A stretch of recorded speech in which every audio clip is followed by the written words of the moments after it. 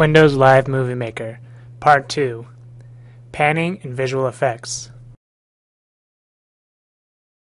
Now that we added our images, we want to add in some transitions and some movement to help give the story a sense of narrative.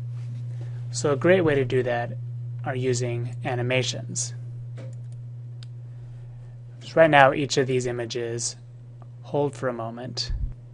The animations add some movement, so you get a narrative feeling even if it's the exact same image.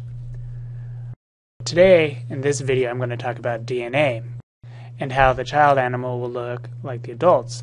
We're going to talk about different giraffes and how DNA works for them. So the first thing we want to do is we're going to start on this image of the young giraffe. And up under the animations under pan and zoom, we have different options. We can start and go down with a focus on different sides, see how it shifts a little bit, or we can pan across.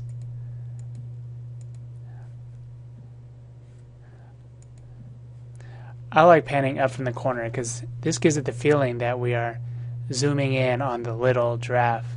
So we can add some voiceover later, or we can add some text before. That'll give us that feeling that we're focusing in on how the little giraffe comes into the world. So I'm going to click here. You do not want to click apply to all because we may want to have different transitions for each one. Now when I play the image, push play, you get that zooming feeling. That one felt like it went a little too quickly, so I'm going to even change the duration on this picture just a little bit to help us really get that feeling, that slow feeling as we're moving in. In addition, you can change the visual effects of different pictures.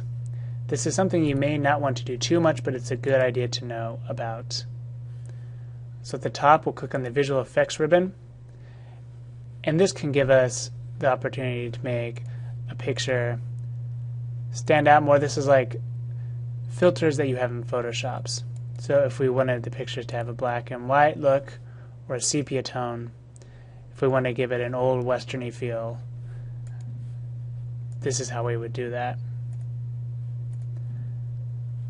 You don't want to be over excessive with these because they can look really bad really quickly. So the best advice I ever got was from an instructor who said, use what you want, but make sure you use it with purpose. So make sure you use it with purpose. Make sure when you add a filter, it's because you want to have a specific effect. If I want these giraffes to be blue, but I don't have a good reason, then I shouldn't use the effect. However, just for demonstration purposes, we'll add on an effect here.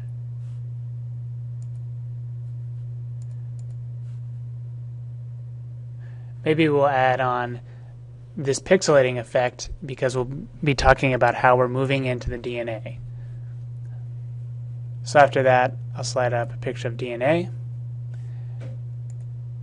So now we're going to start by zooming in, panning in onto the baby giraffe.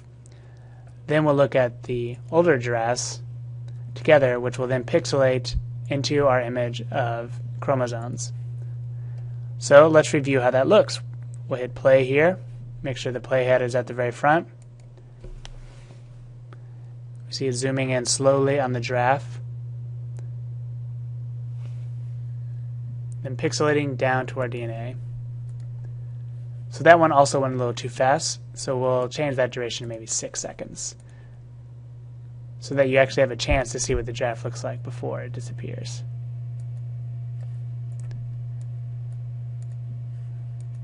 And we'll play it again. This is pretty much how you're going to work. You're just going to make little changes and review and change a little bit more. Okay, so I like how that looks.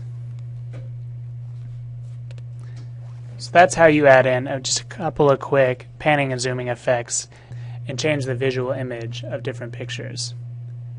In our next video, we'll go back into adding titles so that we can have some words go along with our pictures. And we'll also talk about adding transitions between two different pictures.